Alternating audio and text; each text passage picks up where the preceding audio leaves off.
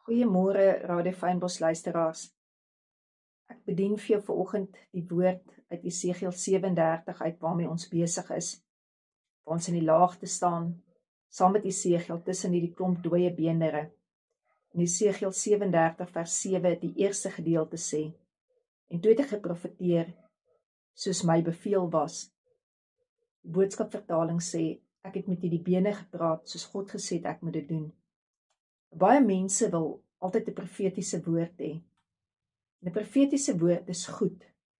'n Profetiese woord is nie altyd positief nie. 'n Profetiese woord is nie altyd mooi nie. Ek dink glad nie toe Esegiel hierdie klomp dooie beenderre gesien het, dat hy klou gehad het wat op hom wag nie, of wat gaan gebeur nie. En vandag sien ons dit in vervulling gaan, waar soveel Jode terugkeer na Jerusalem toe. Want dis eintlik waaroor dit gaan as jy die hele Esegiel 37 lees. Maar kom ons kyk bietjie, wat beteken dit regtig om te profeteer? As ek sê, so spreek die Here, wat sê ek? Ons leer by Paulus dit, dat God aan jou die mag gegee het na die rykdom van sy heerlikheid. Dat jy met krag versterk word deur sy gees in jou innerlike mens, sodat Christus deur die geloof in jou hart kan woon. Julle wat in die liefde gewortel en gegrond is, om julle in staat te stel om te kan wees saam met al die heiliges, om ten volle te kan begryp wat die breedte, die lengte, die diepte, die hoogte is, die liefde van Christus Jesus te ken, wat die kennis betref, sodat julle vervul kan word tot al die volheid van God, en aan hom wat mag het om te doen, ver bo alles wat ons bid of dink, volgens die krag wat in ons werk. God het aan ons die mag gegee, die rykdom van sy heerlikheid. Waar is God se heerlikheid? God se heerlikheid is daar waar die woord vir ons sê, ons kan saam met God sit in hemelse plekke. God se heerlikheid is in daardie plek, waar dit so donker is in jou lewe, waar jy dit nie sal verwag nie. Daar is sy heerlikheid. Daar is hy met jou. Jy sien die donker, jy sien die dooie beenderre. God sien al klaar 'n leermag wat opstaan. Hoekom? Hoekom is die heerlikheid van God daar? Waar ons weet hy is, dan glo ons. Dis nie iets wat ons vir iemand kan wys, hier's die kamer en hier bly Jesus nie. Maar ons glo dat hy binne ons woon, binne ons hart woon. Ons glo dat sy liefde ons wortel en ons vestig. En ons glo dan ook in daardie heerlikheid waar ons is, waar ons weet Jesus bly in ons. Dan is Heilige Gees daar om ons die volle begrip te gee van die breedte, die lengte, die diepte en die hoogte van die liefde van Christus, wat alle kennis oortref. Iets wat jy net moet weet. Al sê jy vanoggend, ek weet nie. Is daar net iets wat jy moet weet van die woord van God. Want eintlik is daar 'n goue draad deur die woord van God regdeur. Jy hoef nie slim of geleerd te wees in wat ter vers wat staan in die Bybel nie. Maar wat jy jou tyd moet aan spandeer, is om regtig by daai plek uit te kom, om te besef, jy het God nie eers lief gehad nie. Hy het jou eers lief gehad. Jy kon hom nie eers kies nie. Hy het jou eers gekies. En dan sal vir jou waar word, dit wat jy nie eers voor kon bid nie, nie eers kon droom voor nie, nie eers kon vra nie. Waar het dit afgespeel? Waar was werklik die plek van ons dooie beenderre? Die plek van ons dooie beenderre was by Golgotha. Daar moet jy God se grootheid begin besef. Watter worsteling gaan jy nou deur?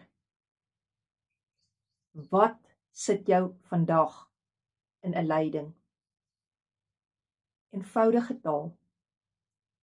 Hoekom is jou hart vandag seer? Oor wat is jy ontstel vandag?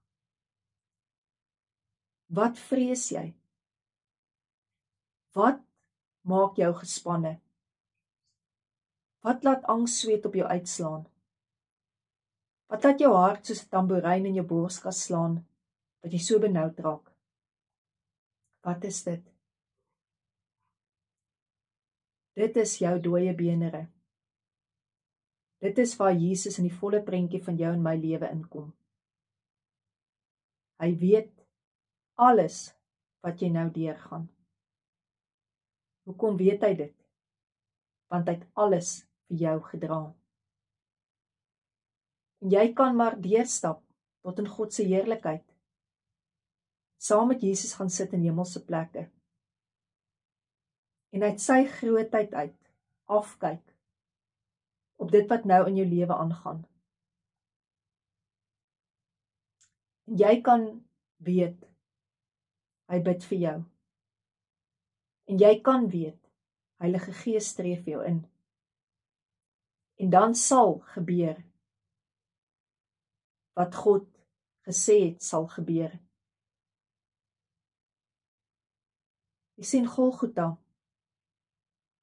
was nie net 'n kruisiging wat ons aandink nie. Golgotha was 'n plek gewees wat ons vandag raak. Paulus se gebed hier in Efesiërs 3 was dat God deur sy Gees aan ons die krag sal gee wat nodig is om geestelik ons man te staan. As 'n sterk warrior, nie om te worry nie, maar as 'n warrior. So sal Jesus Christus deel van ons lewe raak, omdat ons op hom vertrou. Want so sal ons lewe gebou wees op liefde. Deur ander met liefde te behandel, sal ons lewe die vastigheid kry wat ons nodig het. Dat ons regtig sal ervaar hoe lief Jesus Christus ons werklik het. Dat sy liefde nie met woorde beskryf kan word nie. Want is te groot en is te wonderlik. Ons as mens kan dit nie met ons verstand uitredeneer nie. Want is baie groter as wat ons as mens is. Paulus leer ons om tog so ietsie van dit te bid, dit te snap. Maar God jou nou met sy teenwoordigheid oorspoel, sodat daar nie 'n stukkie van jou lewe is wat nie deur God se teenwoordigheid geraak word nie. God is so magtig en so sterk, juis met daardie krag, werke in jou. Hy het dinge vir ons gedoen, waarvoor ons nie eers kon droom nie. En daarom verdien hy alle eer, wat ons hom kan gee. As jy vanoggend saam met my communion gebruik, come in union with Jesus, dan dink ons daaraan, hoe Jesus se bloed vir ons gevloei het. En ons besef in sy bloed, wat hy vir ons gevloei het, daar het hy vir ons, saam met ons, in hy dooie benere gestaan van ons lewe. En daar het hy jou eerste lief gehad. Nog voordat jy hom kon kies, het hy gekies vir jou, om jou redder te wees.